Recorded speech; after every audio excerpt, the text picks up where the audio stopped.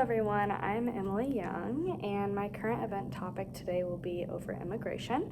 A little bit of backstory on why I wanted to do this topic is because I actually have a close friend that's going through the process of becoming a US citizen, and I realized that I really didn't know much about the rules and the laws and how it's changed over time, and I wanted to be able to understand her situation more.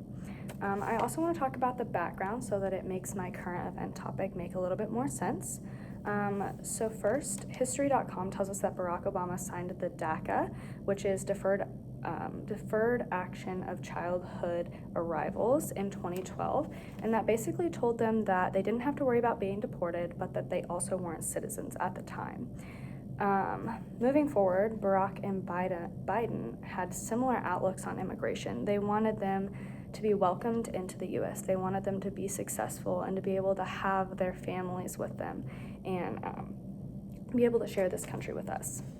NPR.org tells us that Title 42 was a public health protection, and that's a lot of what changed when Trump came into office.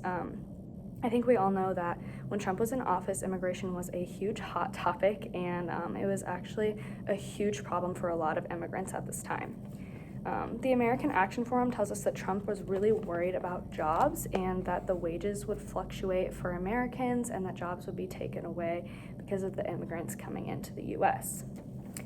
WhiteHouse.gov tells us that Biden's laws caused the amount of diversity visas to go from 55,000 to 80,000. So that obviously made the skyrocket at the time, and which wouldn't have probably happened when Trump was in office.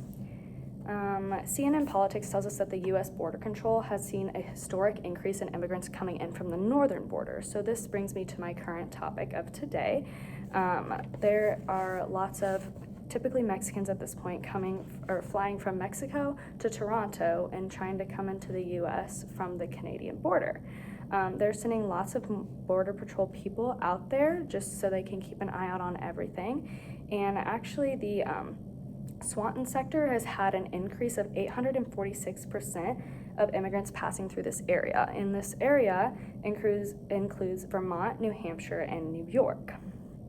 There was actually a story that NBC News tells us, and that was also who told us about the Swanton sector, that there was a couple that were immigrants that were coming in through the Canadian border, and they said that they wanted to find a job in New York City. They were told they'd have to pay $1,000 in and then $1,000 when they came out. And they also had to buy a plane ticket from Mexico to Toronto, which would be about $350. So what I'm saying is you would have to be pretty rich in that country in order to do this.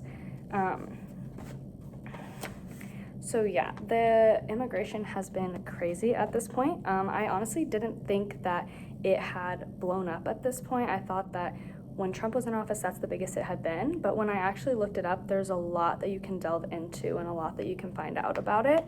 I didn't even have any idea that they were coming in through the Canadian border, but I thought it was really interesting. And I think that you guys will too.